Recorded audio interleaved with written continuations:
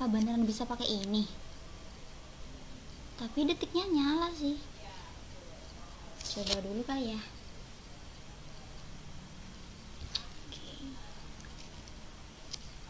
Hai.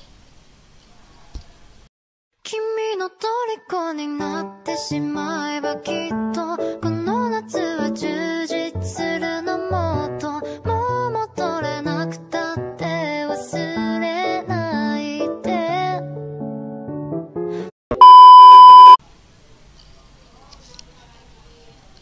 Oke guys, dengar suara gue dengan baik. Oke, jadi ini pertama kalinya gue pakai alat ini untuk recording. Semoga ini bisa jadi sesuatu yang baru yang bisa menghibur kalian. Dan gue juga lagi belajar ngedit nih, sekalian aja gue kasih emot-emotnya kalau gue butuh. So hari ini gue bakalan ngomongin tentang Rumah Dara. Jadi karena gue lagi pengen nonton horor Indonesia waktu itu, gue nggak tahu nih film apa yang bagus, horor Indonesia apa yang bagus untuk gue tonton. Nah habis itu gue searching di internet, dapatlah gue sebuah judul yang gue kira lumayan nih, nggak rumah-rumah kentang atau rumah sayur lain, tapi Rumah Dara. Tapi karena gue sadar banget bahwa gue ini bukan tipe orang yang pemberani dalam artian gue tuh suka film horor, tapi ada levelnya gitu. Ada kayak Pengabdi Setan tuh gue butuh orang lain untuk nonton itu. Kalau apa ya, misalnya film gue inget-inget dulu, Bisikan Iblis, itu kayaknya gue masih bisa nonton sendiri tuh, Bisikan Iblis, karena kayak it's okay lah untuk nonton itu sendiri, karena ibaratnya nggak terlalu menyeramkan buat gue. Bisikan Iblis, Pengabdi Setan tuh gue masih butuh orang untuk nemenin gue.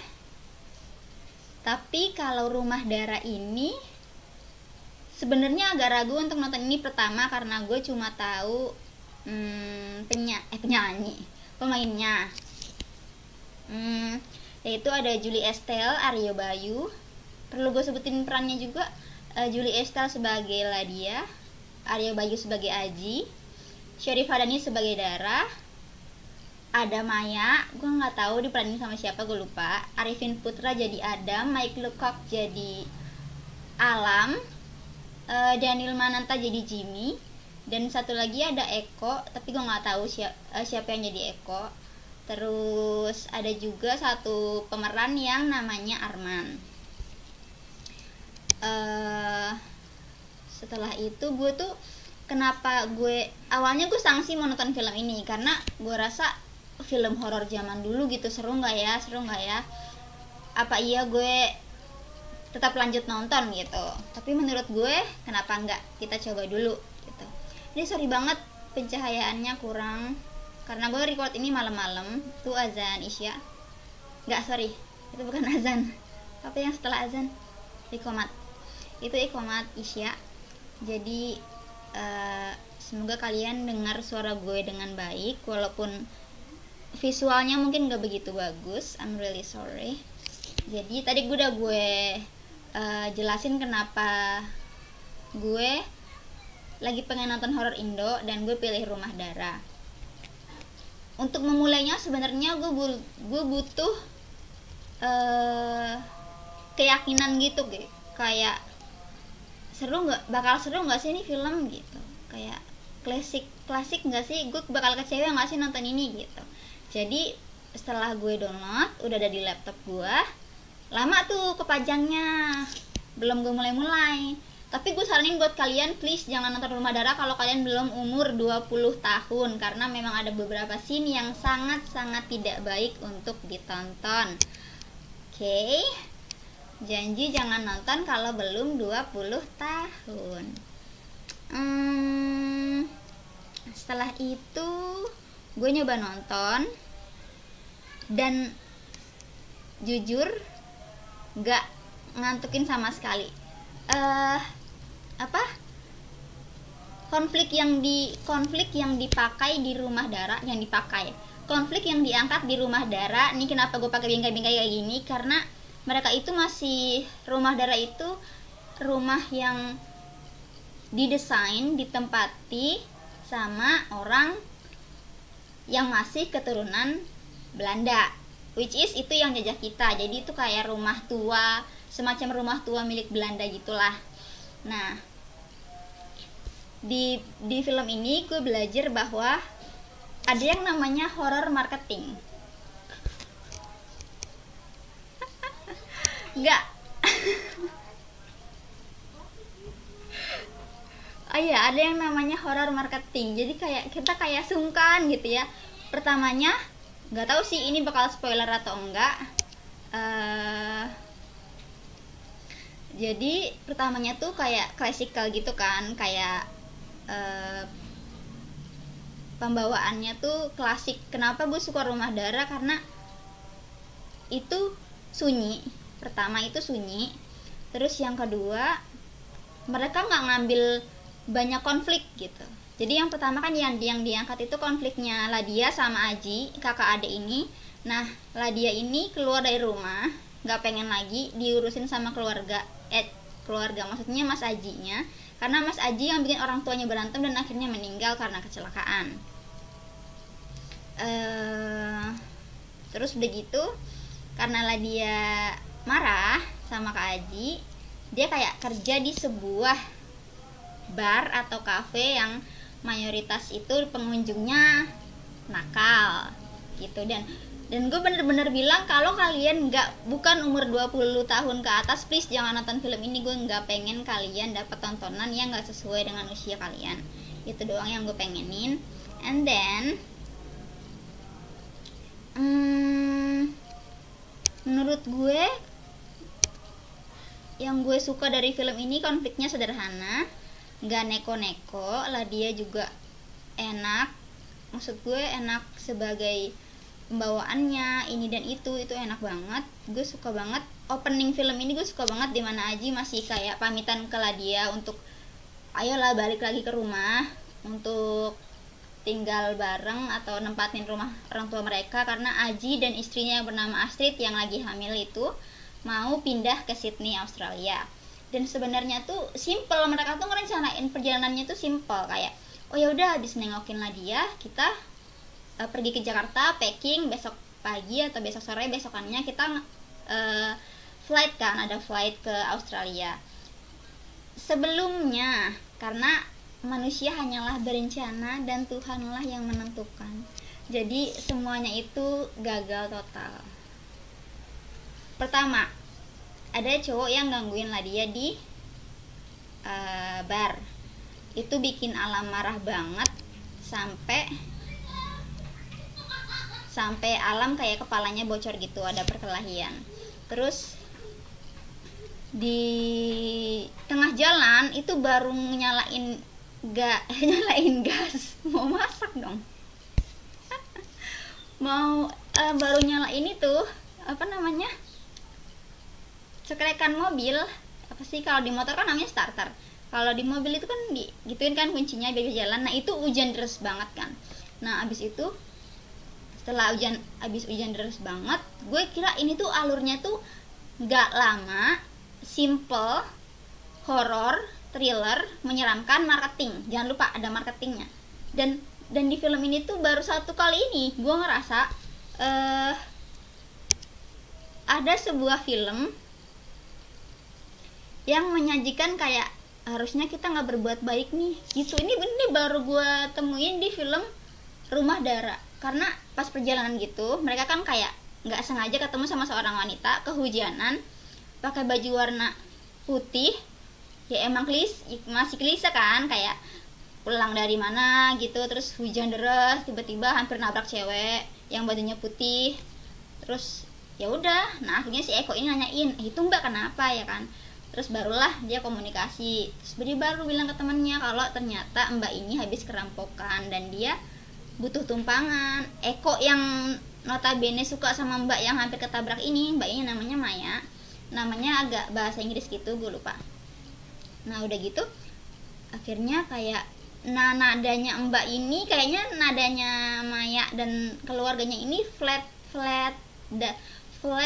menyeramkan ya. Jadi kayak kalian mau kemana, yang kayak gitu. Kami ke Jakarta mbak gitu. Kalau tujuan kalian ke sana, saya pasti masih lewat rumah saya.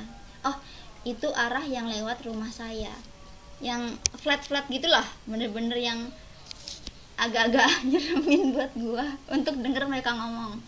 Nah akhirnya ditolongin. Niat mereka memang cuma nganterin Maya, bener cuma di depan pintu doang, tapi akhirnya ditawarin mampir sama Maya. Eko kan suka sama Maya, jadi dia nggak mau nolak juga. Terus udah gitu setelah ditawarin mampir, salaman sama ibunya, Ibu Dara. Jadi Ibu Dara ini ibunya Maya, punya anak 2 namanya Adam dan Maya. Arifin Putra sama satu lagi cewek yang cantik ini. Terus udah gitu setelah semuanya berlanjut, ini kayak mulai kayak sin di mana gue kesel. Kenapa mereka jangan terlalu sungkan. Makanya kayak pertama kali gue nonton film ini tuh pertama mereka kan baik, mereka nolongin Maya. Harusnya mereka langsung pulang, nggak apa-apa, nggak mampir, maksud gue gitu. Nah yang kedua, mereka ditawarin teh. Apalagi Astrid minum teh buatannya Ibu Dara ini yang dari nadanya juga udah nggak enak gitu ya, serem. Baik rumah maupun itu. Nah udah gitu setelah ditawarin teh belum kelar, mereka ditawarin makan. Dan karena lah dia ini kurang nyaman, dia keluar untuk ngerokok, nyari udara segar gitu. Nah di situ dia lihat Arifin Putra lagi ngeret sekantong plastik gede gitu loh. Jadi gue tuh kayak langsung mikir, itu sih pasti orang. Kalau mereka jadi makan, gue nggak yakin itu daging hewan gitu. Yang kayak ini kanibalisme. Nah salah satu alasan gue nonton film ini sampai habis adalah gue tuh bener-bener pengen tahu ini lebih ke perdagangan organ manusia pertama, sekte sesat kedua, dan yang ketiga ini kayak emang kanibalisme aja gitu. Jadi entah karena mereka senang mengkonsumsi sesama daging sesama manusia, atau ada mereka ikut pemerintahan. Maksud aku no, it's not about government, bukan pemerintahannya. Maksud aku mereka emang punya bisnis jual beli organ tubuh atau something yang nggak kita tahu. Atau yang ketiga emang sekte sesat. Nah ini tuh serem banget, yang kayak mereka habis makan terus pelan-pelan satu-satu dari mereka itu tidur. Dan gimana ya jelasinnya, dan itu semua terjadi di lantai atas. Kalau kalian masuk ke rumah Dara nih, itu rapi banget lantai bawahnya ya, kayak rumah biasa aja, tapi lantai atasnya itu semua penyiksaan. Belakang rumah itu kalian tahu alat menebang pohon kan yang nyeremin itu. Nah mereka udah ngabisin alam pakai itu. Mereka udah di luar normal. Gue nggak tahu, gue terlalu serem untuk nonton semuanya full. Tapi kayak yang gue petik sih, lo nggak bakalan tahu sesuatu itu seberharga apa sampai itu hilang dari lo. Karena perjuangannya yang meninggal duluan kan alam. Terus mereka juga punya panah yang pakai pistol gitu loh, nyeremin banget. Dan selain panah, mereka juga punya senjata tajam banyak banget. Dan intrik dalam film itu kayak keren banget menurut gue. Jadi bener-bener nggak salah gue nonton film itu sebagai, kalau nyari horor, thriller, marketing gue beneran yakin ada unsur marketing di film ini. Karena pertama nih, mereka nawarin, mereka pokoknya harus bisa gitu, harus berhasil gitu. Jadi kalau lo nggak mau ngeteh ya lo harus ngeteh, kalau lo nggak mau makan lo harus makan, lo harus ngikutin rules. Kalau lo udah masuk rumah dara nih, lo udah harus ngikutin rules gitu. Serem banget, parah, serem banget buat gua. Kayak gimana sih, maaf ya bu, kita mau pergi nih, jangan sungkan. Nanti kalau saya tidak meramu kalian, nanti kalau saya tidak menjamu kalian, saya akan disangka tidak ramah pada tetangga. Ngeri banget gak sih cuy, lo digituin sama orang yang baru lo kenal, yang kayak, oh iya bu gak apa-apa kita makan. Kayak gitu lagi, bener-bener marketing banget gitu. Ini hantu marketing buat gue, menurut gue. Entah ini hantu atau memang masih manusia, gue juga gak ngerti. Tapi alat-alat yang mereka gunakan itu menyeramkan. Pokoknya serem banget. Si Ladia itu sampai bengkak. Gue ngeliat kesamaan dari film Rumah Dara dengan Sebelum Iblis Menjemput ayat 2. Itu ada kemiripan, kayak salah dua orang selamat, dua orang mengendarai mobil di ending, atau ya kayak gitu. Tapi Rumah Dara ini lebih menyeramkan karena di akhirnya masih ada kejutan yang gue yakin kalian juga pasti kaget, karena gue yang nonton juga kaget. Jadi menurut gue, kalau kalian mau film Indonesia bagus, berkualitas, tapi di atas 20 tahun, gue bisa nyaranin Rumah Dara. Itu bagus banget. Tapi kalau kalian belum 20 tahun, enggak, jangan sama sekali. Gue nggak ngedukung kalian untuk, gue nggak ngedukung kalian tuh untuk nonton Rumah Dara kalau kalian belum berumur 20 tahun, oke? Karena banyak banget adegan-adegan dewasanya yang, karena kan si eksekusi ini orang yang ingin membunuh mereka ini juga tertarik sama Ladia. Jadi dia ya iseng-iseng kanan kiri, sangat tidak baik untuk ditonton. Kadang gue juga tutupan, tapi karena kata adek gue harus belajar, jadi ya ini tuh film yang mengerikan, mengharukan, sama kental sama budaya kita gitu loh, budaya. Jadi sebelum mereka makan malam tuh Bu Dara tuh kayak nyetel radio dan tembangnya tuh kayak tembang Jawa gitu. Lo freaky gak sih, kayak lo disuruh makan di rumah orang, bertamu, mohon maaf nih besok mau pergi, terus kayak dikasih minuman anggur, wine, terus mayoritas kayak daging, nggak ada nasi kan, emang daging makanan utamanya mungkin, I don't know. Jadi mayoritas daging sama sayuran. Terus lo sebelum makan lo diputerin lagu Jawa gitu, tembang Jawa yang Jawa gitu. Kayak jadi makan apa enggak ini gua. Yang nyeremin sih buat gua, kalau dikasih level 10 sampai, maksud gue 1 sampai 10, gue bakal kasih 9 buat Rumah Dara karena bagus banget. Gue suka banget sama Rumah Dara. Dan ya kalau kalian juga penasaran itu sebenarnya sekte sesat, kanibalisme, atau perdagangan organ tubuh manusia, gue nggak mau spoiler. Kalian harus nonton sendiri dan pastikan kalian berumur 20 tahun. 20 tahun itu kayaknya udah syarat wajib deh. Umur kalian harus 20 tahun dulu karena banyak banget adegan-adegan yang gak bagus. Gue udah ulang itu berkali-kali karena gue juga nonton itu hampir habis, tapi kebanyakan tutupannya juga sih.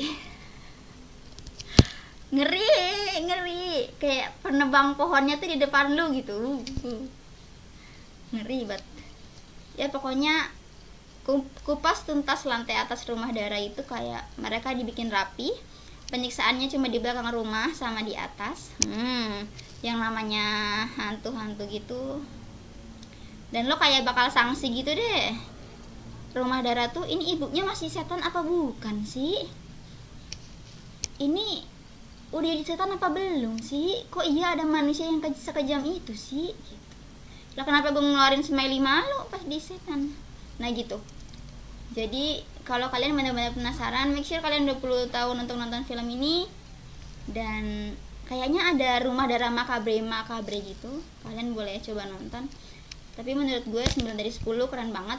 Dan ya gue suka filmnya, gue suka banget sama filmnya. Jadi endingnya ya kan gue udah ngomong tadi, kayak lo nggak tahu sesuatu itu seberharga apa sampai itu hilang dari lo. That's it. Jadi kalau kalian mau nonton, gue persilahkan dengan syarat 20 tahun ke atas atau 20 tahun itu lah, aman. Kayaknya itu aja yang mau gue sampein, karena menurut gue ini satu-satunya film yang buat gue kenapa nggak boleh ngelakuin kebaikan gitu. Kita nggak boleh ngasih tumpangan pertama, kita nggak boleh sungkan. Tadi gue juga ngomong sama adik gue kayak cerita gitu kan, harusnya nggak ditolongin, harusnya nggak minum, harusnya nggak makan. Ya bener, kalau mereka nggak terkecoh, kalau mereka nggak terbujuk termakan rayuannya Ibu Darah, mereka nggak akan meninggal setragis itu. So guys, kayaknya gue udah kebanyakan ngomong, tapi gue senang gue bisa berbagi sama kalian. Pokoknya intinya ada scene dimana polisi masuk rumah itu dan mereka anggap tuh semuanya sangat baik-baik saja. Mereka belum lihat aja di atas ada apa, di halaman belakang, di bagian rumah belakang ada apa. Itu serem banget sih, my god.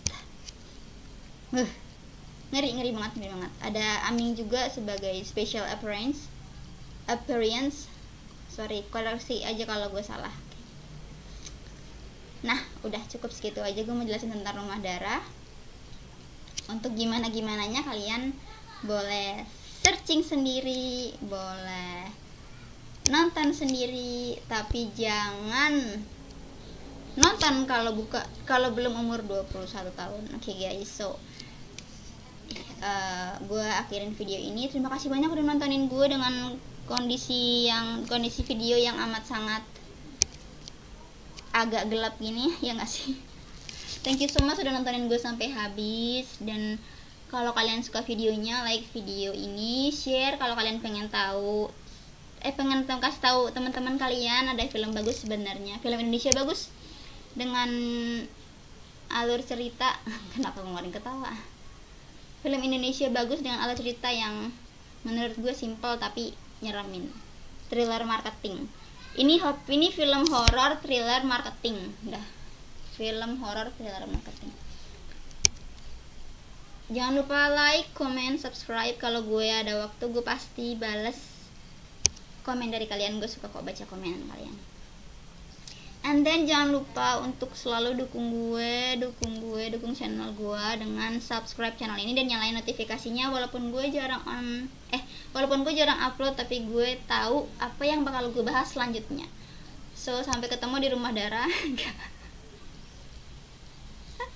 Sampai ketemu di rumah masing-masing. Semoga nggak kebawa mimpi kalau habis nonton Rumah Darah, karena menurut gue filmnya cukup menyeramkan. Untungnya ini fiksi ya, semoga ini fiksi, karena keren banget sih dari semua pembawaannya. Apalagi kalian tahu kan Sherif Hadanis mukanya kayak apa jadi Ibu Darah. So guys, thank you so much for watching till the end. Jangan bosan-bosan sama gue. Jangan, kalau ada notif dari video gue please ditonton.